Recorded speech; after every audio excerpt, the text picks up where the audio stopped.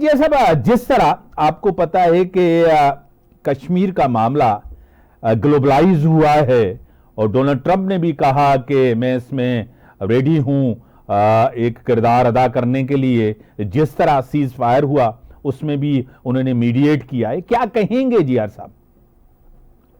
دیکھیے صاحب، ہندوستان کی اسٹریٹجک مس کیلکولیشنز ہے. اس کی مس کیلکولیشن اپنی اس کی قابلیت، اس کے افواج کی قابلیت اور اوور آل جو اس کا ڈپلومیٹک قابلیت تھی اس کے متعلق، اس کو غلط فہمی یہ تھی کہ اگر وہ ٹیررزم کے نام نہاد نام کے اوپر، فالس فلیگ کے اوپر وہ حملہ کرے گا پاکستان کے اوپر، اور تو پوری دنیا اس کے ساتھ مل جائے گی جس طرح کہیں اور ہوتا ہے دنیا میں. صحیح. تو ہم نے دیکھا کہ نہ صرف کہ اس کا جو بیانیہ تھا وہ پٹ گیا، لیکن وہ بذات خود الٹا پڑ گیا اس کو، کیونکہ دنیا نے دیکھا کہ یہ پورا جو نیریٹو ہے وہ جھوٹ پہ مبنی ہے، کوئی سرکمسٹانشل ایویڈنس نہیں ہے. اور پھر آپ اس طرح چڑھ نہیں دوڑتے ایک نیوکلیئر ملک کے اوپر آن نو ایویڈنس ایٹ آل. اس کا مطلب ہے کہ دنیا کنونس ہو گئی کہ یہ فلیگ فالس فلیگ تھا.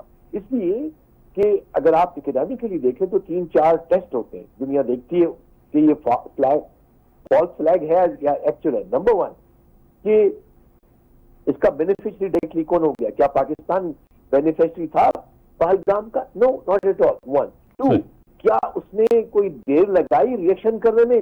نہیں. ہوتا ہے کہ کوئی پری میڈیٹیٹڈ اس کا مشن تھا جس کا یہ اس نے اس کا بہانہ لیا اور چڑھ دوڑا. تیسرا، کیا پاسٹ میں تاریخ کوئی ایسی ہے فالس فلیگ کی؟ یس ہے. اگر ہم گنگا میں چلے جائیں 1970s میں چلے جائیں، ہمارا ملک دو طرف کرنے میں یہ پہلا قدم تھا ہندوستان کا. اسی طرح سے باقی پوری ہسٹری اس کی ہے. پھر کیا یہ اسٹیٹ جو کسی اور اسٹیٹ پہ الزام کر رہی ہے، کیا دنیا میں کہیں اس نے اپنا اسٹیٹ ٹیررزم پھیلایا ہوا ہے؟ بالکل پھیلایا ہوا ہے، نہ صرف کشمیر میں لیکن کینیڈا میں، امریکہ میں، ہر جگہ، جس کے ایویڈنس irrefutable ایویڈنس مل رہے ہیں، جس سے ان کے ڈپلومیٹ جو ہیں وہ ایویڈنس. تو اس لحاظ سے انڈیا کا پورے کا پورا جو تھا بیانیہ وہ جو ہے وہ بکھر گیا. اور اس وقت میں آپ کو بتا دوں کہ ڈپلومیٹکلی دنیا میں ہندوستان اکیلا ہو چکا ہے، تنہا ہو چکا ہے اور ننگا ہو چکا ہے اپنی جھوٹ کی وجہ سے. جی صاحب، جس طرح ڈونلڈ ٹرمپ آپ کو پتا ہے کہ ایک پیس میکر، اور جس طرح انہوں نے حال ہی میں ان کا آپ کو پتا ہے پہلا ہی آپ کو پتا ہے کہ مڈل ایسٹ، اور جس طرح ان کا خطاب بھی آپ نے سنا، وہ چاہتے ہیں کہ ایک تو جنگ بندی ہو اور دنیا کے اندر بزنس ہو. وہ ہمیشہ بزنس، ٹیرف، یہ والی چیزوں کے اوپر. اور جس طرح شام کے حوالے سے ایک بڑا بریک تھرو ہے، اس نے ابراہم ایکارڈ کے بارے میں بھی کہا ہے. اور دوسری بات یہ ہے کہ شام کے پریزیڈنٹ احمد الشرا سے بھی ان کی ملاقات ہوئی ہے. یہ ایک بڑا چینج ہے پوسچرنگ کو، کیا کہیں گے اس پوسچرنگ کو؟ دیکھیے، جو ٹرمپ اس وقت ایک تاریخی دورے پہ ہے، اس نے پوری بساط جو ہے وہ بہت سارے ملکوں کی جو ہے وہ الٹی کر دی ہے. جیو اسٹریٹجک سے وہ جیو اکنامکس کو نہ صرف بولتا ہے لیکن اس نے امپلیمنٹ کیا ہے. اس نے تمام جو سیاسی پرانا بیگیج تھا اس کو جو ہے وہ ٹاپ پھینکا ہے.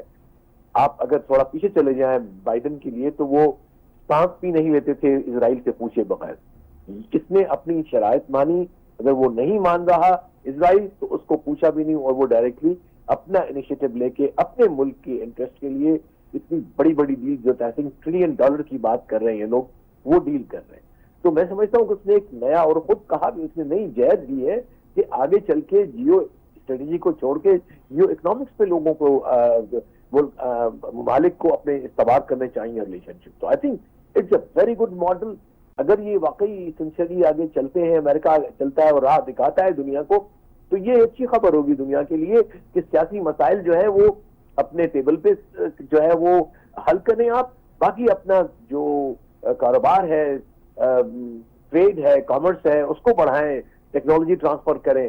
تو I think it's a very very good. اس نے جو ہے وہ ایک نیا، ایک لحاظ سے جہت دی ہے، ایک نیا ڈائریکشن دیا ہے مڈل ایسٹ کی سیاست کو. اور مجھے یہ لگتا ہے کہ یہ آگے اس کے ملک کو، اپنے امریکہ کو فائدہ ہوگا، ہوپ فلی مڈل ایسٹ کو بھی فائدہ ہوگا. اور آگے چل کے اس کے پیس ڈیویڈنڈ بھی نکل سکتے ہیں. جی جی صاحب، ایک طرف تو پرشین گلف ہم کہتے تھے، اب عریبین گلف کی انہوں نے بات کی ہے، کیا کہیں گے اس کے اوپر جی صاحب؟ ہاں، اس میں یہ تھوڑے سے باعث ہیں ایران کے حوالے سے، کیونکہ دیکھیے ایران اور امریکہ کے تعلقات اس وقت تک ٹھیک نہیں ہوتے جب تک ایڈیالوجیکل چینج نہیں آ جاتی ایران کے اندر. تو ایک لحاظ سے ان کا آپس میں جو نظریاتی جنگ ہے ایران کی امریکہ کے ساتھ، وہ چلتی رہے گی. کیوں کہ پورے کا پورا انقلاب اینٹی امریکنزم پہ بیس کرتا ہے، اس کے ساتھ دشمنی پہ رکھتا ہے، بیس کرتا ہے. تو وہ میں نہیں سمجھتا کہ مستقبل قریب میں کوئی اپنی تبدیلی لانے والے ہیں. جو وہاں کے حکمران ہیں، جو ریلیجس ہیں اور اینٹی امریکن باعث رکھتے ہیں، اسی طرح سے امریکہ بھی باعث رکھتا ہے ایران کے لیے. اور ساتھ ساتھ اس کے جو ابھی گلف کی کنٹریز بھی ابھی تک ٹھیک ہے، تعلقات بڑھ گئے ہیں، ڈپلومیٹک ریلیشنز بھی ہو گئے ہیں سعودی عرب سے، لیکن جو شک و شبہات ہیں ایران کے لیے وہ ختم نہیں ہوئے. اور پھر سب سے بڑا یہ ہے کہ ریئل پولیٹکس میں سعودی عرب اور ایران ایک میجر پلیئر ہے ان دا مڈل ایسٹ. تو وہ اس کو عرب گلف کہتے ہیں، یہ پرشین گلف کہتے ہیں. تو یہ الفاظ کا ہیر پھیر ہے، اس سے فرق نہیں پڑتا. لیکن ہمیں پتہ ہے کہ اندر کے جو حالات وہ کیسے ہیں، کیا چیزیں ہیں جن کے اوپر ان کا جو ہے وہ کمپٹیشن ہے کس پہ، اور آگے چل کے یہ کیا ڈائنامکس کرے گا. لیکن میں سمجھتا ہوں ایران اب کسی حد تک سیریا میں مار کھانے کے بعد، لیبنان میں مار کھانے کے بعد، غزہ میں مار کھانے کے بعد اب اس قابل نہیں کہ کوئی کنفرنٹ کر سکے. At least for another coming 3 to 5 years اگر وہ دوبارہ پھر اپنی پراکسیز کرتا ہے، بلڈ تو وار بات ہے. لیکن ابھی میرے خیال اس کا وہ جو پراکسیز والا گیم تھا that has been eliminated. اس کی قیمت جائے کہ بیچارے فلسطینیوں کو وہ بھگتنا پڑی. لیکن اس سے جو مڈل ایسٹ کی کنزرویٹو حکومتیں ان کو فائدہ ہوا ہے، امریکہ کو فائدہ ہوا ہے اور ترکی کو فائدہ ہوا ہے. لیکن اس لیے کہ آگے چل کے کیا حالات. زیار صاحب، ایک طرف آپ کو پتا ہے $600 بلین ایک انویسٹمنٹ، بڑی انویسٹمنٹ ہے، آپ کو پتا ہے. ایک طرف تو یہاں سپر پاور اب دو ہیں دنیا کی، اور دوسری طرف شی جن پنگ جس طرح لیٹن امریکہ، کیریبین نیشنز کنٹریز کے ساتھ وہ اپنے ریلیشن بڑھا رہے ہیں. ایک ٹریڈ، جس طرح ٹریڈ ڈیل ہوئی ہے سوئٹزرلینڈ کے اندر امریکہ اور چائنا کی، کیا کہیں گے اس حوالے سے؟ نہیں، وہ جنیوا میں ہوئی تھی، جنیوا میں، سوری، جنیوا میں، بات چیت جنیوا میں. جی ہاں، وہ دیکھیے امریکہ ٹریڈ وار تو اس نے شروع کر دی ہے، اور یہ لا محالہ ہونی تھی، اس لیے کہ اب جنگیں جو ہے وہ اتنی خطرناک ہو گئی ہیں، اتنی ڈسٹرکٹیو ہو گئی ہیں کہ یہ بڑے ملک کم از کم اب کوئی بڑی جنگ کرنے کے لیے تیار نہیں ہے. وہ ایک میوچل ریٹرنس ان کا بن چکا ہے. تو اب اگر انہوں نے اپنی سپریمیسی کرنی ہے دنیا کے اندر، تو وہ جو ہے وہ ٹیکنالوجیکل ڈومیننس، کمرشل ڈومیننس اور اپنا ڈپلومیٹک انفلوئنس بڑھا کے لڑائی کرنی ہے. تو وہ بھی، اور اس میں سب سے بڑا ٹول جو ان کے پاس ہے وہ ہے انویسٹمنٹ، وہ ہے ٹریڈ، وہ ہے ٹیکنالوجی. 3 ٹولز ہیں.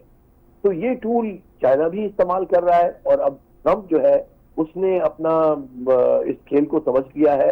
بائیڈن تو پیچھے رہ گیا تھا اس میں، ظاہر ہے، لیکن ٹرمپ آئی تھنک اس کھیل کو سمجھتا ہے، جو نیا گیم ان دا ٹاؤن ہے، ان دا ورلڈ ہے، ان دا گلوب ہے.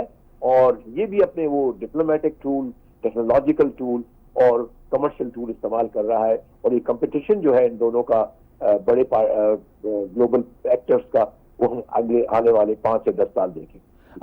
جی صاحب، دوسری طرف جس طرح یوکرین، رشیا اور انقرہ کے اندر بڑی اہم ایک میٹنگ ہونے جا رہی ہے، جس کے اندر آپ کو پتا ہے کہ زیلنسکی تو جا رہے ہیں، ابھی تک کنفرم نہیں ہوا کہ پیوٹن بھی وہاں جائیں گے، اور ڈونلڈ ٹرمپ نے بھی کہا کہ اگر مجھے لگا تو میں بھی وہاں ہوں گا. آپ کو لگ رہا ہے کہ یہ ایک سیز فائر یا جنگ بندی بڑے پیمانے پہ ہونے جا رہی ہے؟ میرا خیال ہے سب سے بڑا ایک اور چیپٹر جو ٹرمپ کی دوسری ٹرمپ جو کارڈ، اس کا ایک جو وہ مڈل ایسٹ میں ہو گیا، دوسرا بھی مجھے آئی ایم پریٹی آپٹمسٹک کہ ٹرمپ جو ہے وہ ایک سیز فائر کرنے میں کامیاب ہو جائے گا، اور یہ ایک بڑا تاریخی پیس ہوگا، ایگریمنٹ، جس میں رشیا بھی ہوگا, امریکہ بھی ہوگا, اور ٹرکی بھی اس کے اوپر ہے وہاں پہ, اور یوکرین بھی وہاں پہ ہوگا. تو یہ آئی تھنک ایک بہت بڑا نیا یالٹ ہوگا جو کہ یورپ میں شاید پیس کے لیے کوئی بیسس بنیں گے. جائے کہ اس میں یورپین نے حصہ نہیں لیا, جو کہ میرے خیال ہے کی میری نظر میں ایز اے اینالسٹ بہت بڑی غلطی. They should not have boycotted this process, they should have engage them self in this process.